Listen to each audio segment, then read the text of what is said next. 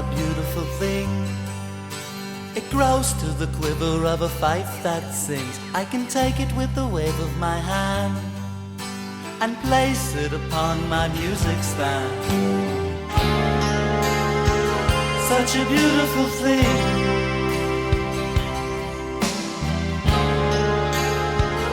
Such a beautiful thing.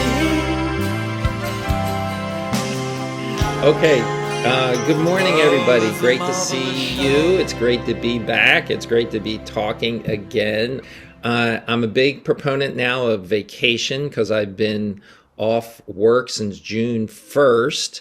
And for the first time in many years, I've actually taken off from work for like as a public school teacher, taking the summer off. And I just have to tell you, boy, I'm a proponent of this. You do learn a lot about yourself when you have time to kind of relax and get into a reflective mode at some times, besides having lots of fun. I did have lots of fun too. Shout out to Luce. I was in one of my European vacation. I was in one of the cities I was in was in Amsterdam, and I went to Amsterdam Noord to see Luce, and we hung out there. It was great, some of you saw that. So shout out to Luce for being a wonderful host and a miracle meeting. We had just lots of love and great companionship. And thank you, Reverend Tony, for bringing us all together. It's all your work that brought these people together from all over.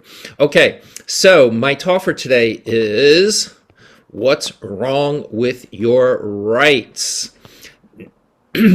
Wow. Now, if I said that on mainstream media, I might get attacked from all quarters. I have a right to my rights. Of course you do. But my talk is today, I wanted to talk about this because for many reasons. But one of it was just because it's July 4th, and it is I think it's probably one of our most important holidays as a nation. And maybe even since was in Europe as part of European civilization, because we were our nation was founded out of principles and experiences of Europe as well. So July 4th is symbolic of our nation's independence. And it was the first time that a nation was actually established on ideals, principles of life, liberty, and the pursuit of happiness. So it actually gave credence to the individual and the voice to the individual. And it didn't happen like in an instant. It developed over time, and I've given talks about that before, about the Enlightenment and the Greeks and all these other folks that had insights about how individuals should be there. But it certainly gave us some really cool principles, and it gave us freedom of speech, without which I don't think we'd even have the Course in Miracles, because I think it wouldn't have been permitted, given the authoritarian structures of society. So we're lucky to have that too. Now, when we talk about freedom, of course, what comes up then is, how do we do freedom, right?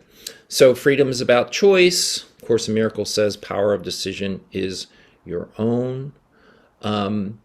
But it also has to do with, like, when we start saying that in the perceptual realm that we're in, we start saying, hey, wait a minute, when the country was founded, it was all white men property owners, right? And so they had the rights, and women didn't have the right to vote, and slaves didn't have the right to vote, and people that didn't have property didn't have the right to vote. So what has happened over our history and human history really is that we've been now struggling with this whole idea about rights, and it's important. I'm not saying it's not important. Today's reading says this: if pardon were unjustified, you would be asked to sacrifice your rights when you return forgiveness for attack. So I think most of us know when the Course says pardon here, it's a synonym for forgiveness, and we're talking about that. It's really referring to the concept of forgiveness, and what it's cautioning us for is really it's cautioning us against our grandiosity, against our arrogance, against our pride. Anytime that we are making a choice. We know we're coming from the ego or we're coming from spirit. And there are a lot of times when we experience life with other people. It's like we're all these little bouncing, we're like these atoms bouncing off one another. We're expressing ourselves, we're asserting ourselves, we're making choices, and all these different things. We have, we feel like we have the right to do this, the right to speak, the right to assemble, the right to choose religion, the right to choose what to do with our bodies, and so on and so forth. There's many, many different things that we have, that the right to get a vaccine or not to get a vaccine, right? These are all important things that we talk about. One of the things I think the Course in Miracles is telling us is that it's important to, while we're in this world, to assert those things. And it's important to continue to, if we're guided, to advance them in a wise and temperate manner, according to however we're guided. One thing I think, though, is also instructive is for us to practice some level of moderation with our assertion of rights. Because like today's lesson says, the truth of the matter is, this world isn't real. And sometimes when we're practicing our assertion of rights, we need to understand what our deeper spiritual rights are. And that's our reality.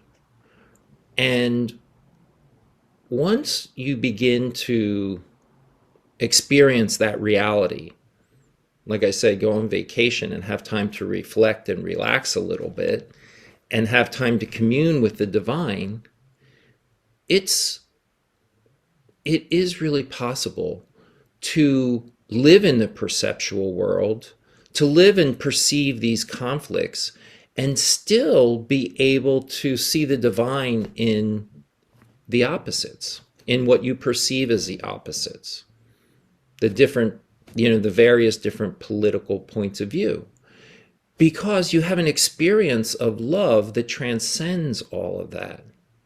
And you can see, like the Course says, we forgot to laugh when we did all this. All the world's a stage. Shakespeare said that. And so you can sometimes be able to surrender and back up and see all of that playing out. When I was in Europe, I had this insight. I was going to a lot of museums. I was in I was in Amsterdam, yay, loose. I was in Berlin. I was in Prague, and ended the trip in Dubrovnik. And so I did a lot of museums. I did tours. I did a lot of history. So it's a lot of history, a lot of culture, a lot of art, and a lot of religion. That's what you do when you go in Europe and you see these things, right? And I was getting, I'm a history teacher, as some of you know, and I was really getting into the European history because I've never had a European history class. I, of course, have heard some of it, and these different things, the 30-year war, the 100-year war, the Crusades, studied the Crusades and all that. But this time I got a deep dive in it. And I had this intuition. And what I realized in being in Europe was that our country right now we're almost 250 years old, but we're young. We're very young as a civilization on its own, in a way. We're not completely on its own, but just in terms of our own development. And when I got my intuitive hit in Europe was, well, this is a civilization that has gone through some really tough times. And so I'll give you an example. I was in Prague, and I was in the very room where the 30-year war the incident that triggered the 30-year war took place. And basically what happened in this war was in Prague. Prague was basically the Bohemia. Okay, so you'll have to talk to Reverend Rudy later about the Bohemians. I don't know a lot about them, but I know they're like, in popular culture, they're like, I don't know, like hip people. But In Bohemia at this time, they were kind of like the Protestants, but they were ruled by the Austrian Habsburgs, who were mostly Catholics. So there had been this agreement between in the Habsburg Empire that they would rule some of these Protestants, that some of which were in Bohemia and Moravia, but they would allow them to practice their religion. But what happened is the Austrian officials, government officials in Prague one day decided that they didn't like that, so they started getting rid of the Protestant officials in church positions and in public positions. So these Protestant officials went to the Prague Castle, which is the largest castle structure in the world, apparently, and where these Catholic officials were, and they did something that's called defenestration. Okay. And what defenestration is when you go to some public official's office and you throw them out the window. And so what they did is the Protestants were pissed off that they lost their positions, and they saw it as a violation of this agreement because it was Catholics getting rid of Protestants and officials, and they threw them out of Prague Castle. Now, the officials didn't die. They landed in a bunch of trash when they get thrown out the window. So none of these, they threw three officials out. None of them died.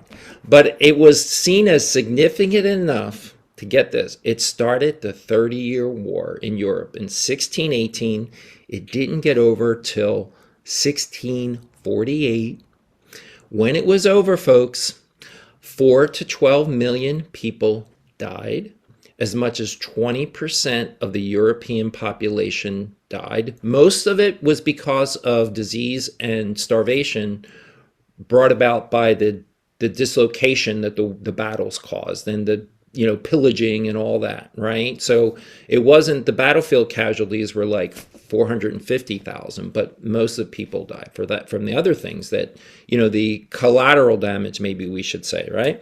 So I was thinking about this, and I thought, well, gosh, I think that even though there is kind of a war in Europe going on now, I think there is this European sense like, oh, we've done a lot of these wars. And, the consequence was that now in Europe, a lot of the folks are atheists.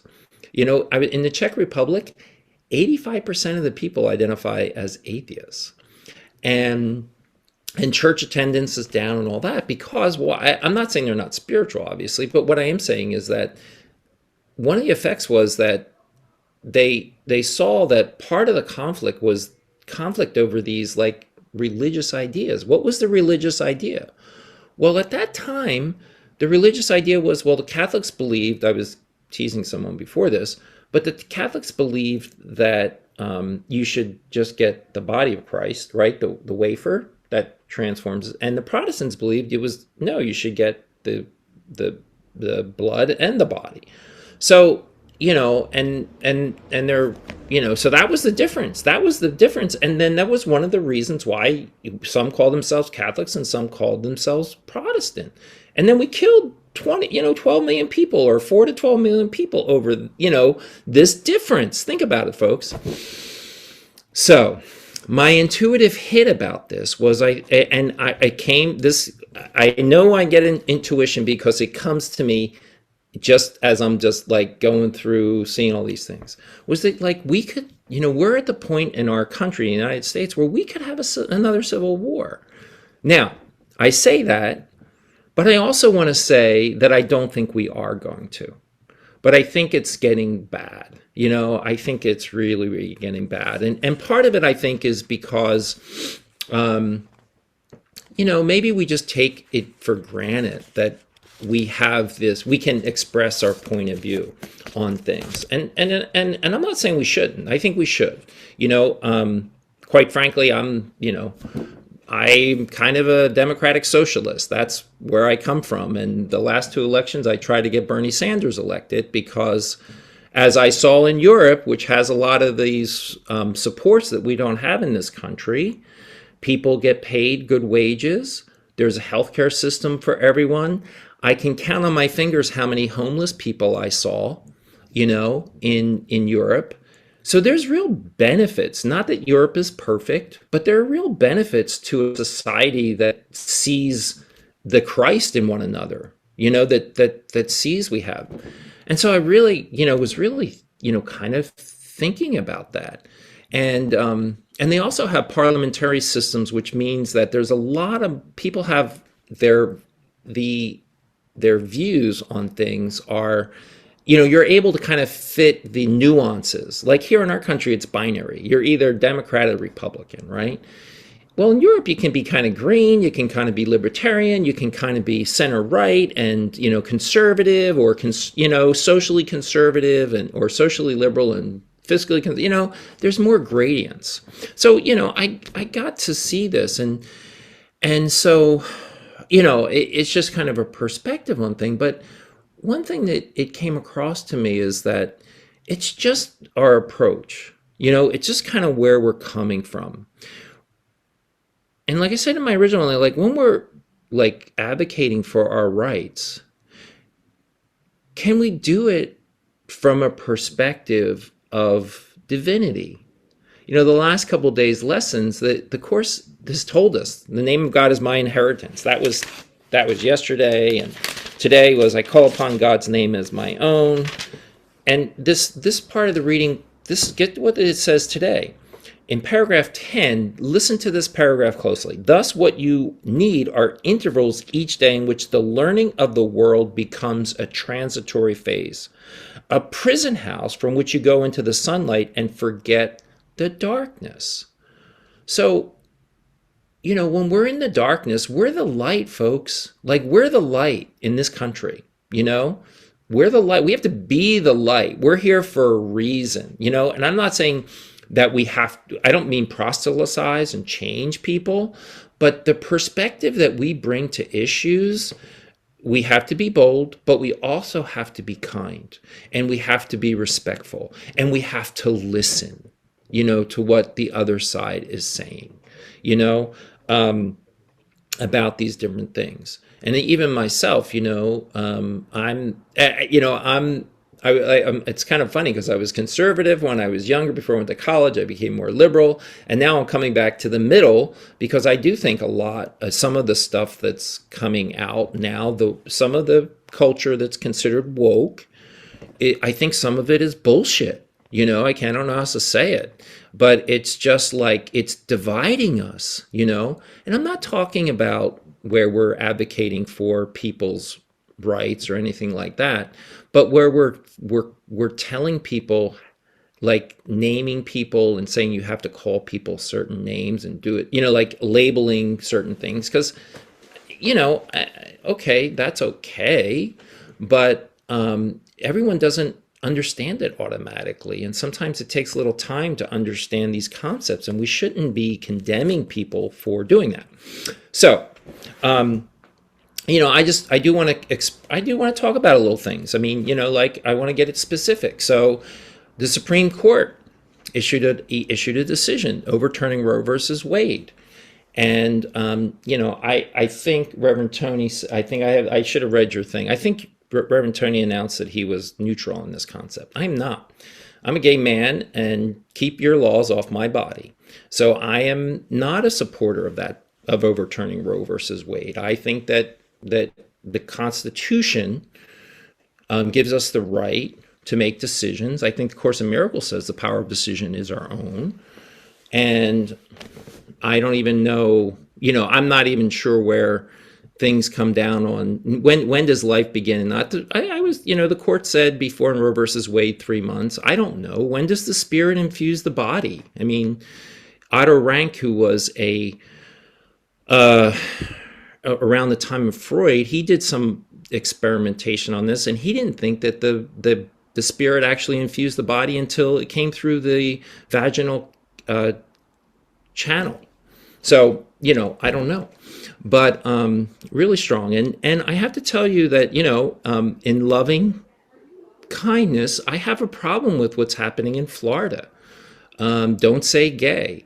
And I did some research on this. They passed a law that basically said you can't give instruction. It's a very general law. You can't give instruction around LGBTQ issues. And I think the big one, the big driver is that there's young kids, and I teach in public schools, and I teach with students who have mental health issues. And a lot of our new students have transgender issues, like they're transitioning and they're having issues with it. But nonetheless, the idea that conservatives would support suppressing freedom of speech, that's not conservative. Always thought the conservatives were in favor of that. And so it has all kinds of implications because the law is very broad. So what does that mean, when you can't mention it in the classroom? Well, I'll tell you what, if you ever work with kids come into class and they ask you questions. They ask if you're married.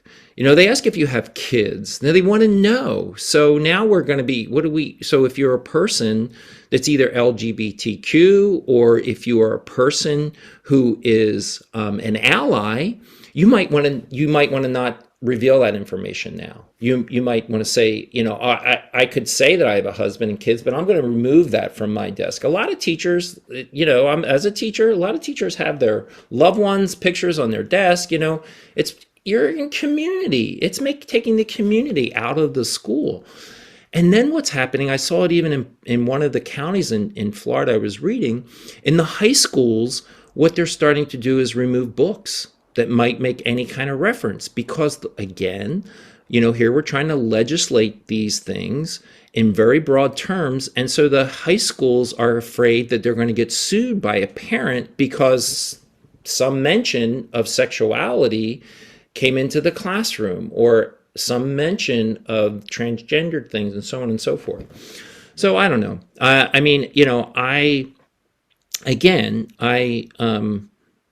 I understand people's concerns. Like, for example, on the whole transgendered issue, I struggle with it, in my school. But quite honestly, like sometimes the students identify as they go from male to female, or female to male, or they identify as non-binary, and so it's like you're working with these pronouns. But I'll be quite honest with you. Sometimes I see the student, they appear to be what I would think would be a woman, but they're transitioning to be a male. So sometimes my pronouns get messed up, and I've gotten trouble. Like I just say I'm sorry, I get in trouble with it. So it's not easy. But at the same time, I don't think the solution is to suppress free speech. We cannot deny the conflicts are there. Okay, so the conflict's there. What's one of the big conflicts? Parents don't think that their kids are going to be brainwashed into being transgender. Now, I don't know if that's true or not. I don't think that's the case. I do think that there's things going on with, in our environment, it's, toxins and so on, and things are changing, and I don't know, but the course is very clear on this. I think the course is very inclusive. We have to see everybody as our brother and sister, or our being, like as ourselves. Everybody, every being, every inanimate object is God, is love. And that's how we're instructed to see it. So, it's really, really important to do that. And it's important to listen to the other side. Like, I think what I'm getting also is from the parents' perspective is, like they're just some of them are concerned, like, because there's a couple TV shows on this where they go to a very like woke school, a very progressive school, and the child transitions or decides that they're non-binary, and they change their name, and everyone knows but the parent, and then the school says, well, we're protecting their rights, to be blah, blah. And so, but I get the parents' point of view also, and this is kind of happened in that, oh, wait a minute, because someone, we should be part of the process. And I agree, like, from that point of view, I agree with it. And, it's even at my school, I'll be quite honest with you, like, there's all this stuff going on where kids are transitioning, but we're not allowed to. We just are supposed to not talk about it. It's just we call them whatever their pronouns are, and we're supposed to know, and not make mistakes, and all that. And so that's like, it's not like, the problem is, it's not, there's not a permission to communicate about how we really think and feel about it, like, to understand. If you try to talk about it, there's like this, oh no, you just accept and you don't talk. So there's a lot of that going on. And what I read is, both on the left and on the right, sometimes there's this attack on both sides. There's this attack about the other point of view. And it's really funny. I'm a Libra. So like, I read the liberal point of view sometimes in some of my liberal magazines. I'm like, oh yeah, that's real. Yeah, they're right. And then I read the conservative and I'm like, oh, that's right. And it's like, I don't know. I can see the different points of view, and I don't think we should be demonizing one another for doing this, because it really is really, really important. And I remember from Abraham Lincoln, he had this great comment about our bonds of our affection, and I'm looking for it right now, and I can't exactly find it. Anyway, well, the point of it being, maybe I should get more organized. But anyway, the point of it is that even though we have differences, we have these mystical. He uses the phrase mystical bonds of affection, And that's what we have, mystical bonds. Like we're all God. We're all love. We're all that reality. The Course in Miracles says, don't make it real. And what it means, I get it. It's like, it's a tough thing to do, especially when we feel attacked. But I think what's really, really important is that we stick with principles. First, remember who we are. Remember our inheritance from God. There is no death. We're eternal. Laugh, laugh at the parody a little bit. Lighten up, okay? And at the same time, or all of us want to be able to be ourselves and to be respected as we go into our workplaces and whatnot. And we still have to assert that, whether it's an opinion, it's an identity, it's a policy. We still have to be able to do that. But I hope we can just keep that perspective. And when we're asserting our rights, don't make the other person wrong. Come from our right-mindedness. Come from, like Martin Luther King did and Gandhi did, this perspective of respecting all creation, even if sometimes some of the creation is in darkness, and darkness really can suck. Anyway, that's my talk for today. Thanks, everyone.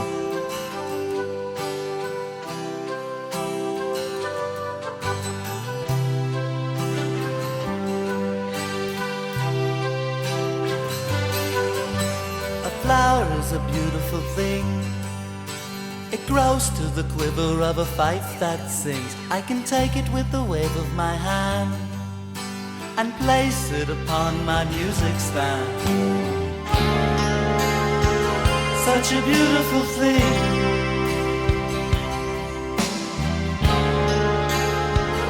Such a beautiful thing.